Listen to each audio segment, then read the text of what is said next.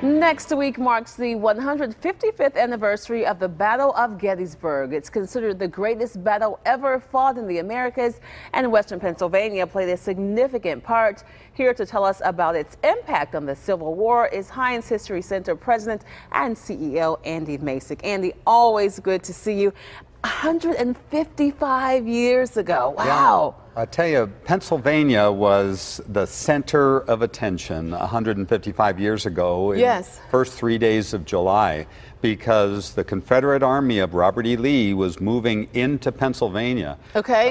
Pittsburghers were all abuzz because this was the arsenal of the Union, and the men from the mills and factories put picks and shovels over their shoulders and went to the hills and made fortifications all around Pittsburgh because no one knew what the Confederates were going to do. Right. But they converged on the little town of Gettysburg. Yes. And the huge battle erupted. But Pittsburghers played an important role, or Western Pennsylvanians, let's say. Okay. Some say that the key to the battle was Little Round Top on the southern end of the battlefield, and it was a hill, and a man named Strong Vincent from Erie, Pennsylvania came, and with his brigade he placed Joshua Chamberlain and the 20th Maine at the extreme left flank of the Union Army. The Confederates, the Texans and Alabamians charged up the slope. The Pennsylvanians fought them back, and Strong Vincent died on Little Round Top that day. But the Union men fixed bayonets and charged down the hill and defeated the Confederate flank attack.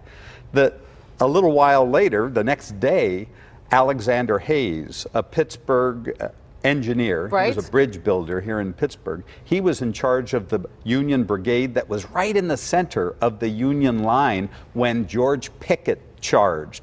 Pickett's charge? Yes. It was 15,000 men charged across a mile of open ground. And the Union men behind stone walls with fixed bayonets fought them off. As soon as the smoke of battle began to clear, Alexander Hayes mounted his horse and with his aides dragged Confederate flags in the dust as he galloped up and down the line in front of his men. His men threw their hats in the air and cheered.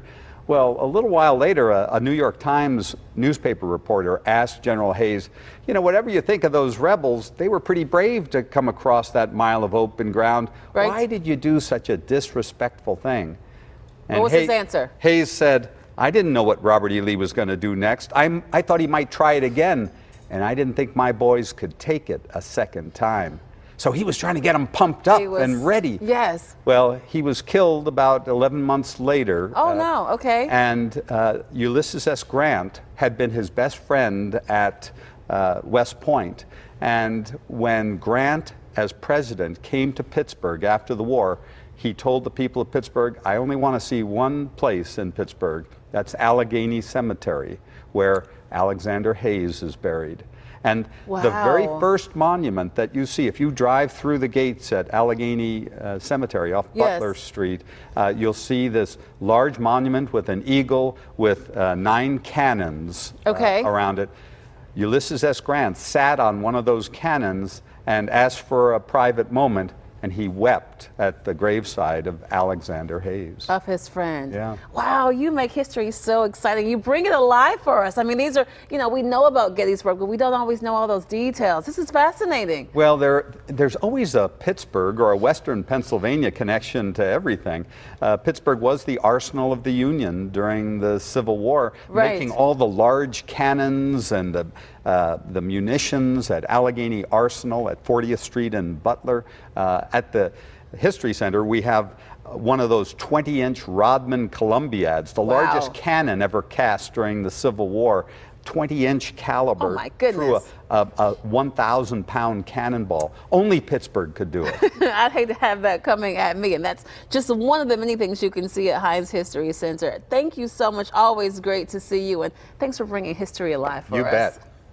Up next, you can learn more about the event celebrating the 4th of July and Western Pennsylvania's role in the Battle of Gettysburg at the Heinz History Center and the Fort Pitt Museum. Remember to keep watching for more Pittsburgh history today here on PTL when Heinz History Center President and CEO Andy Masich joins us as a regular PTL guest.